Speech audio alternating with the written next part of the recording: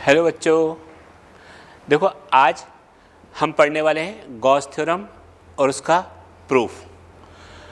तो Gauss theorem पढ़ने से पहले हमें बेटा इसके अंदर इलेक्ट्रिकल फ्लक्स के बारे में थोड़ी जानकारी होनी चाहिए। तो पहले मैं इलेक्ट्रिकल फ्लक्स की तुम्हें जानकारी दूंगा, कुछ एक फॉर्मूला सिखाऊंगा, कंसेप्ट सिखाऊंगा, फिर उसका उपयोग गॉस थ्योरम में भी करूंगा।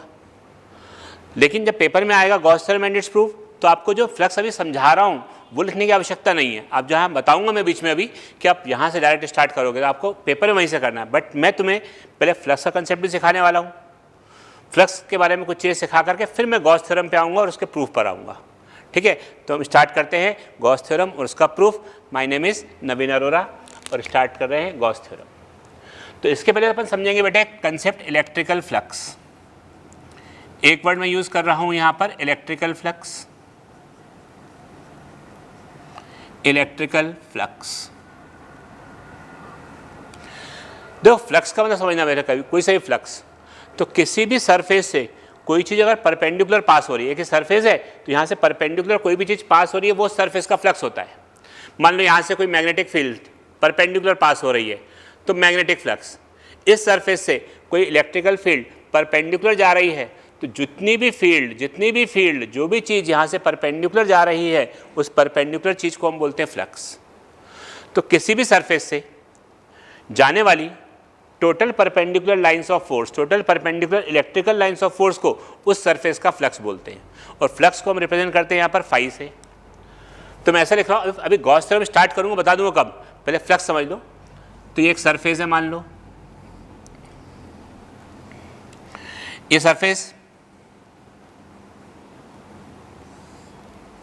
यहाँ से कुछ इलेक्ट्रिकल फील्ड इसके परपेंडिकुलर जा रही होगी। तो जो भी फील्ड इलेक्ट्रिकल फील्ड परपेंडिकुलर, अच्छा कुछ आड़े तिरछी भी जा रही होंगी, कुछ ऐसे भी भाग रही होंगी, तो उनको अब फ्लक्स नहीं बोलेंगे। उनका कंपोनेंट जो परपेंडिकुलर दिशा में मिल रहा होगा, जैसे ऐसे फील्ड जा रही है, जैसे कोई कंपोनेंट परपेंडिकुलर दिशा में मिलेगा। जो परपेंडिकुलर दिशा में कंपोनेंट मिलेगा, किसके परपेंडिकुलर, प्लेट के परपेंडिकुलर जो दिशा में मिलेगा उसको हम बोलते हैं उस सरफेस का फ्लक्स। और फ्लक्स को हम फाई से रिप्रेजेंट करते हैं। मैग्नेटिक होगा तो बी से, इलेक्ट्रिकल है तो फाई ई से। और फाई ई की जो वैल्यू होती है वो होती है ई डॉट ए। फ्लक्स किसी भी, बहुत डिटेल में तो फ्लक्स के बारे में बात नहीं कर रहा मैं, अभी सिर्फ मैं गॉस थ्योरम सिखाना है, इसलिए फ्लक्स का फॉर्मूला रिकॉल करवा रहा हूँ कि क्या होता है फ्लक्स का फॉर्मूला। तो फ्लक्स इज इक्वल टू होता है ई डॉट ए। यहाँ पर ई मतलब इंटेंसिटी ऑफ फील्ड, ए मतलब एरिया वेक्टर। अभी एरिया वेक्टर क्या लिख दिया सर आपने, तो बेटा जो सरफेस एरिया है ना, ये सरफेस एरिया जब हम लिखते हैं छोटे छोटे पार्ट से स्टार्ट करते हैं, जब स्मॉल पार्ट से इंटीग्रेट करके यहाँ पर पहुँचते हैं, तो जो छोटा सा पार्ट लेते हो आप सरफेस एरिया का, वो एक वेक्टर क्वांटिटी होता है। तो सरफेस एरिया, वो जो एलिमेंट्री पार्ट ds आपने लिया होता है फ्लक्स वाले पार्ट में, वो एक वेक्टर क्वांटिटी होता है। और सरफेस एरिया का डायरेक्शन सरफेस से नॉर्मल बाहर की ओर होता है। जैसे मान लो, तुम एग्जाम्पल देता हूँ मैं, भाई ये एक सरफेस है, ये एक सरफेस है, तो इस सरफेस का सरफेस एरिया, तो सरफेस एरिया सरफेस से नॉर्मल बाहर की ओर। ये सरफेस एरिया, इस सरफेस एरिया का डायरेक्शन सरफेस से नॉर्मल बाहर की ओर। इस सरफेस एरिया का डायरेक्शन सरफेस से नॉर्मल बाहर की ओर। इस सरफेस एरिया का डायरेक्शन सरफेस से नॉर्मल बाहर की ओर। इस सरफेस एरिया का डायरेक्शन सरफेस से नॉर्मल बाहर की ओर। तो सरफेस एरिया एक वेक्टर क्वांटिटी है। वो छोटा छोटा पार्ट जो रहता है ना, एलिमेंटल पार्ट ds वो एक वेक्टर क्वांटिटी होता था। फिर उसको इंटीग्रेट करते थे तो हमारे पास ई डॉट ए आंसर आता था। तो surface area is a vector quantity वहाँ पर था। गॉस थ्योरम में सरफेस एरिया को वेक्टर क्वांटिटी जैसा ही ट्रीट करना बेटा। सरफेस एरिया को वेक्टर क्वांटिटी जैसा ट्रीट करोगे, surface area is a vector quantity और उसका डायरेक्शन सरफेस एरिया का सरफेस से नॉर्मल बाहर की ओर होता है। अच्छा ठीक है सर, ये भी समझ में आ गया। तो इसको ऐसा भी लिख सकते हैं, phi is equal to E dot, वैसे ऐसा आया था ये, अगर तुमको याद हो, पहले तुमने डी फाई लिखा था तो वैसा आया था, D phi it is equal to था ई डॉट डी एस, और टोटल निकाला था तो इंटीग्रेशन किया था। ये फ्लक्स का एक रिकॉल दे रहा हूँ बस, खाली तुमको समझा रहा हूँ कि क्या तुमने पढ़ा था।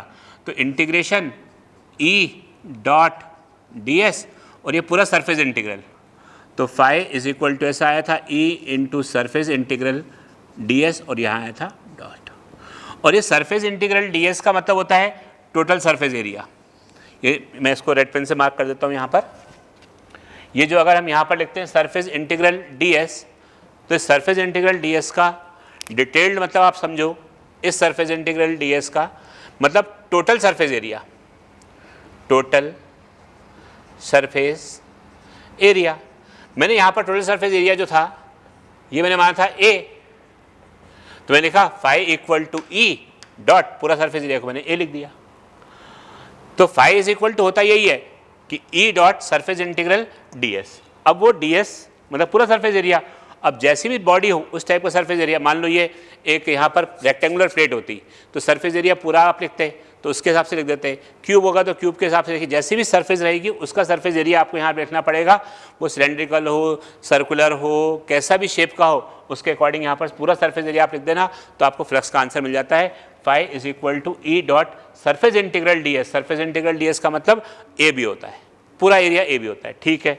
अच्छा, इसको बेटा मैं ऐसा लिख सकता हूँ यहाँ पर फाई इज इक्वल टू, देखिए ये मैक्सिमम टाइम मैं इस फॉर्मूले का यूज़ करने वाला हूँ, अभी इसका फॉर्मूला यूज़ करूँगा।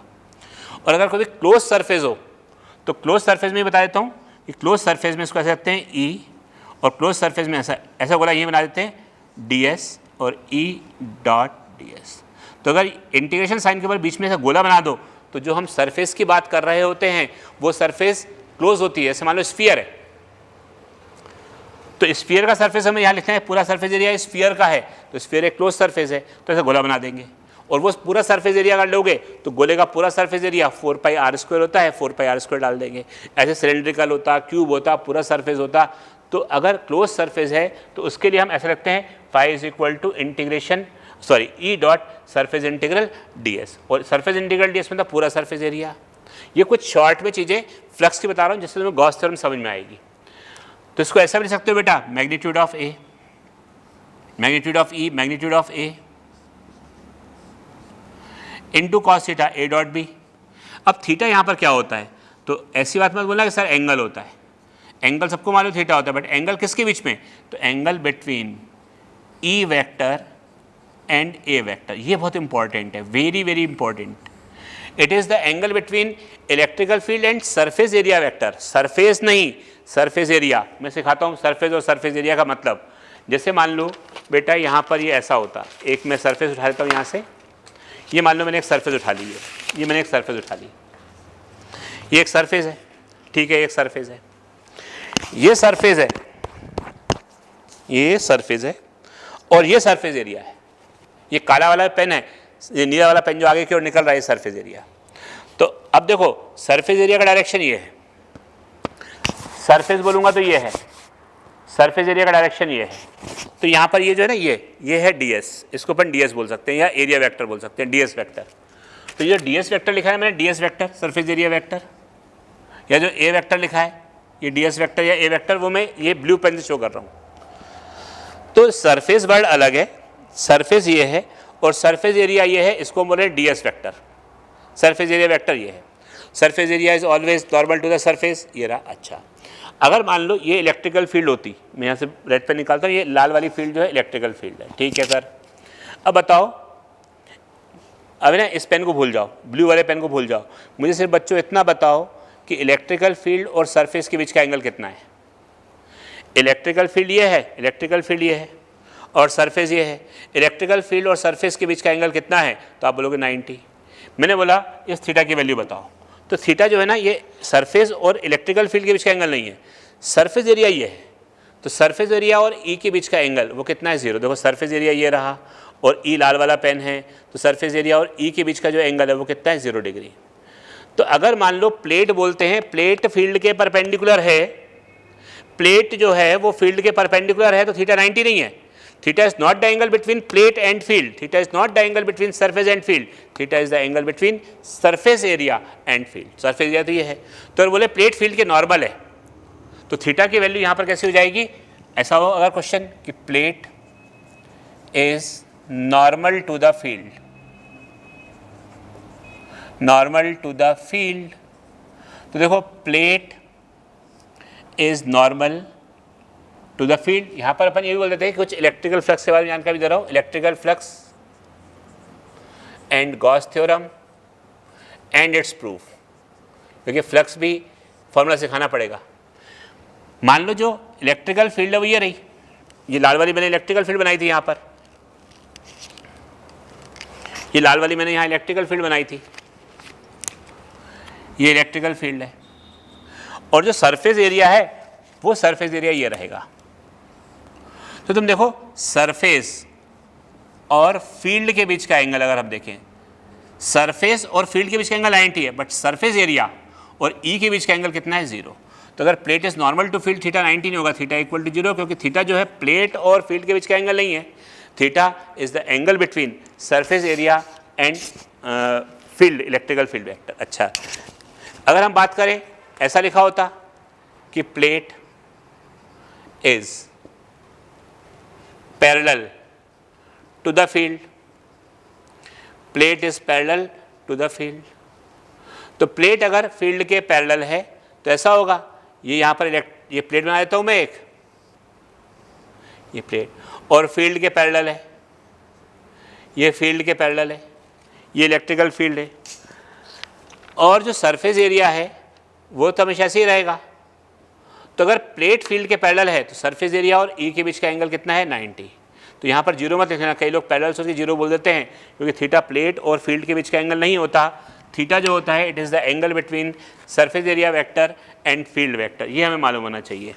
तो इसके अकॉर्डिंग ही हम सारे क्वेश्चन सॉल्व करेंगे। तो फ्लक्स का जो फॉर्मूला हम यूज़ करने वाले हैं वो करेंगे surface integral E D S या ई डॉट डी एस, ऐसा भी कर सकते हैं, phi is equal to surface integral E D S cos theta. तो अब पूरी गॉस थ्योरम में इस फॉर्मूले का उपयोग बार बार करने वाला हूँ, चाहे उसके एप्लीकेशन है कुछ भी हो। तो ये होता है बेटा हमारे पास इलेक्ट्रिकल फ्लक्स। तो पहले आप इलेक्ट्रिकल फ्लक्स को वीडियो पॉज करके अपनी कॉपी में लिख लो, फिर मैं आगे बताता हूँ इसके अंदर गॉस थ्योरम और उसका प्रूफ। लिखो वीडियो पॉज करके इसको बेटा अपनी कॉपी में। अब अपन देखते हैं गॉस थ्योरम और उसका प्रूफ। आ जाओ, गॉस थ्योरम क्या थी पहले स्टेटमेंट समझते हैं, फिर उसको हम प्रूफ कर दें, उसका भी प्रूफ कर देंगे एक ही बार में। बहुत छोटा सा प्रूफ है, बस सरल सा प्रूफ, बहुत सरल है, वेरी वेरी वेरी इजी, एक बार में समझ में आ जाएगा, दूसरे जरूरत ही नहीं पड़ेगी तुम्हें समझने की, इतना आसान सा है।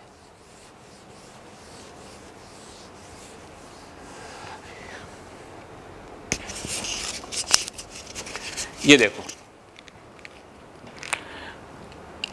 Gauss theorem.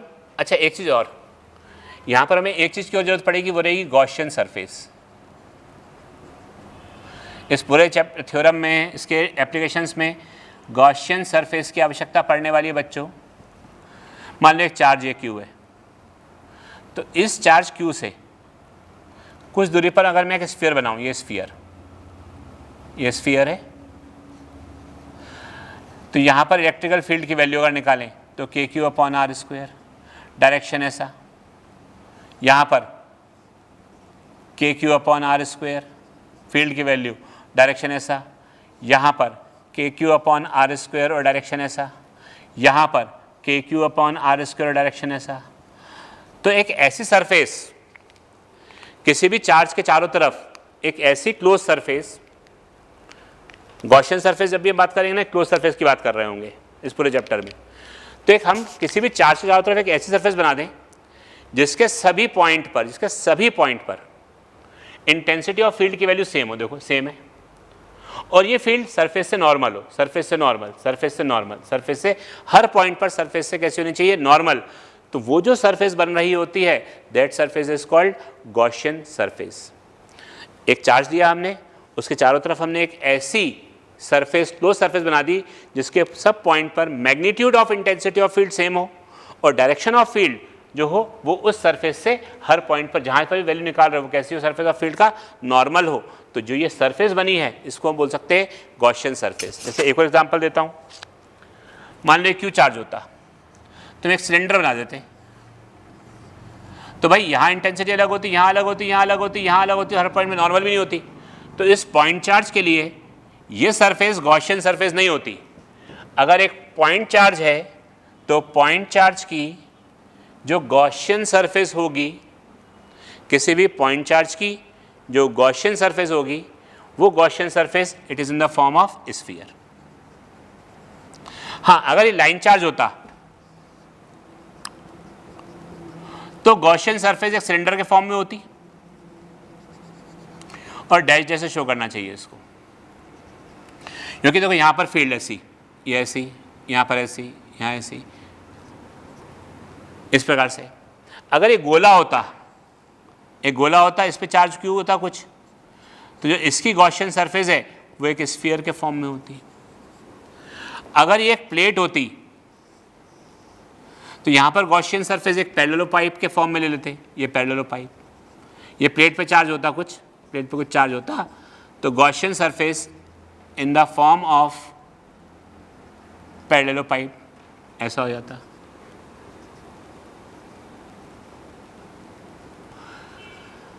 ये ऐसा हो जाता है यहां पर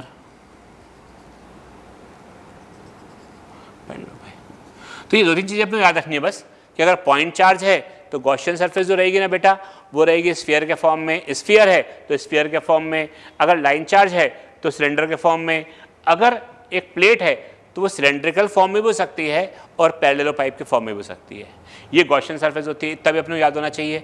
और गॉस थ्योरम तभी एप्लीकेबल होगी जबकि हम गॉसियन सरफेस या क्लोज सरफेस बनाएंगे, तो क्लोज सरफेस के अंदर गॉस थ्योरम एप्लीकेबल होती है। कैसे, अब इसका इस्तेमाल सिखाने वाला हूँ, पहले वीडियो पॉज करके इसको लिखो बेटा अपनी कॉपी में। अभी गॉस थ्योरम और उसका प्रूफ जो पेपर में लिखना बोर्ड में, वो मैंने स्टार्ट ही नहीं किया अभी। जब कंसेप्ट मैं सिखा दूंगा, ये कंसेप्ट में आते, फिर भी एक बार रिवाइज मैंने करा दी सारे कंसेप्ट। अब मैं स्टार्ट करता हूँ गॉस थ्योरम और उसका प्रूफ। इसको मैंने कॉपी में लिख लो बेटा, वीडियो पॉज करके।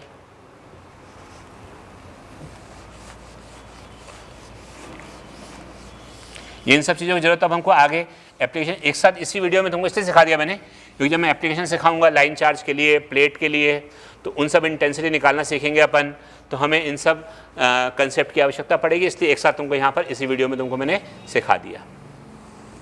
आओ देखिए, तो क्या हुआ कि भाई गॉस थ्योरम क्या थी, तो गॉस थ्योरम के अनुसार अगर मान लो एक चार्ज Q है, हाँ सर Q है, ये किसी क्लोज सरफेस में रखा हुआ है, यस सर क्लोज सरफेस में रखा हुआ है, तो जब ये क्लोज सरफेस में चार्ज रखा हुआ है तो यहाँ से कुछ इलेक्ट्रिकल फील्ड लाइन पास हो रही होंगी, अंदर तो होंगी नहीं, बाहर। अब यहाँ अंदर भी ऐसे मान लीजिए रखा हुआ है,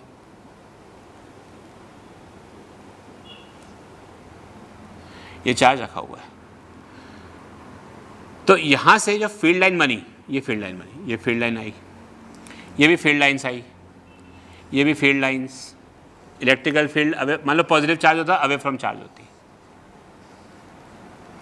ठीक है सर, अवे फ्रॉम चार्ज है तो पॉजिटिव चार्ज, अभी पॉजिटिव चार्ज अंदर रखा हुआ है, तो इलेक्ट्रिकल फील्ड यहाँ होगी, और ये कैसी होगी, away from charge, away from charge, away from, अगर यहाँ चार्ज होता तो यहीं से ऊपर से स्टार्ट हो जाती, तो ये away from charge, away from charge, away from charge ऐसा हो जाएगा। ठीक है सर, ये भी समझ में आ गया। तो ये सारी की सारी फील्ड है ना, इस गोले से नॉर्मली बाहर निकल रही है, और जो नॉर्मल फील्ड बाहर निकलती है बच्चों, उस नॉर्मल फील्ड को हम बोलते हैं फ्लक्स। तो गॉस ने प्रूफ किया कि किसी भी क्लोज सरफेस से जाने वाला flux, net flux through any close surface, through any closed surface is equal to 1 upon epsilon naught times the total charge inside the closed surface। कितना भी चार्ज, अभी क्यों ही है, मैंने क्यों लिखा हूँ, inside the closed surface। ये तो थ्योरम होती है, इसका प्रूफ कैसे करते हैं वो मैं सिखा रहा हूँ, बट पहले लिख लो theorem. According to this theorem, जो पेपर में लिखना है, net flux, net electrical flux associated, net electrical flux associated with a closed surface,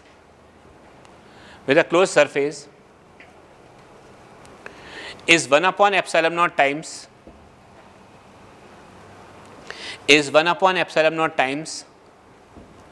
the total charge present inside the closed surface, is 1 upon epsilon naught times the total charge present inside the closed surface। ये होता है। अब देखो उसका proof देखते हैं अपन, आओ भाई, ये एक चार्ज हमने क्यों लिया, इसको एक क्लोज सरफेस में बंद कर दिया, ये बंद कर दिया। अब हम देखें यहाँ पर field direction away from charge है, yes sir away from charge है, तो एक बहुत छोटा सा रीजन में लिया, वेरी वेरी वेरी स्मॉल। ये मैंने बनाया बहुत बड़ा है, बट है वो चिंगू सा, बिल्कुल जरा सा, 0.0000000000000, बहुत लंबा चलते थे, 1 मीटर स्क्वायर ऐसा। एक पॉइंट के बराबर। तो इस सरफेस पर जो सरफेस एरिया का डायरेक्शन है वो भी सरफेस से नॉर्मल बाहर की ओर होता है। तो पहले मैं इस छोटे से रीजन का फ्लक्स निकालूं, D phi, flux of elemental area ds, elemental area ds। तो डी फाई लिखा मैंने, और मेरा D phi it is equal to E dot ds, D phi E it is equal to E ds। इस point पर E भी आगे की ओर है, ds भी आगे की ओर है, तो एंगल हो जाएगा 0। तो D phi E it is equal to E into ds। तो मैं इसको ऐसे लिख सकता हूं, डी फाई E cos 0 मतलब 1, E की वैल्यू अगर दूरी ये r है तो 1/4 pi epsilon 0 q upon r square into ds। छोटे से पार्ट से आने वाला फ्लक्स, एक पॉइंट से आने वाला फ्लक्स, गोले के ऊपर किसी पॉइंट से आने वाला, पॉइंट जैसे सरफेस से आने वाला फ्लक्स इतना होगा। टोटल फ्लक्स की बात करें, टोटल फ्लक्स, नेट फ्लक्स, तो integration surface integral, close surface ऐसा लगा देंगे, 1/4 pi epsilon not q upon r square into ds। तो इसका इंटीग्रेशन फाई E ये टोटल हो गया है, इंटीग्रेशन टोटल हो गया, 1/4 pi epsilon not q upon r square surface integral ds, pi electrical 1/4 pi epsilon not q upon r square surface integral ds, मतलब पूरा सरफेस एरिया, और इसका सरफेस एरिया बेटा 4 पाई r स्क्वायर होता है। तो ये 4 पाई ने 4 पाई को निपटाया, r स्क्वायर ने r स्क्वायर को निपटाया, तो मैं दिख रहा होगा फ्लक्स इज इक्वल टू 1/एप्सिलॉन naught times the charge present inside the close surface. तो गॉस थ्योरम और उसका प्रूफ ये हो गया। फिर से कुछ एप्लीकेशंस होते हैं, 2 ही एप्लीकेशन है, तो वो एक होता है लाइन चार्ज के कारण, एक निकालो प्लेट के कारण फील्ड, वो वैल्यू कैसे निकालते हैं वो तो मैं सिखा रहा हूँ, बट गॉस थ्योरम, और एक होता है कूलम लॉ का प्रूफ करो by the help of Gauss theorem. तीनों एप्लीकेशन धीरे धीरे मैं तुमको सिखा रहा हूँ, बट ये उसका हो गया गॉस थ्योरम और उसका प्रूफ। ठीक है बेटा, नेक्स्ट वीडियो में इसके आगे सिखाते हैं। तब तक आप पढ़ते रहें और बहुत पढ़ते रहें, मन लगा के पढ़ते रहें। हम सब टीचर की बेस्ट विशेष तुम्हारे साथ हैं कि तुम अपने ड्रीम कॉलेज में पहुंच जाओ। Thank you, all the best.